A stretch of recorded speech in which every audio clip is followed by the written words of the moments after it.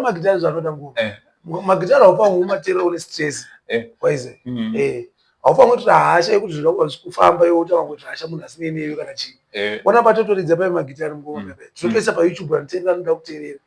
radio inoridzwa whether wakadzima radio kana kuona but inotoridzwa so yapita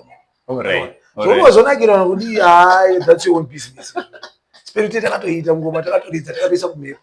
ende kuna vanhu utonakirwa nokati ngoma madimbo yamudze kuno ende tikatonoridza unotoona vanhu vachitorimo mushakatozara iso matiridziri sadza kanonzi uridzira kufrika kuti vanenge vatobhadhara vatogeza kutoti ngoma ari kuuya madimbo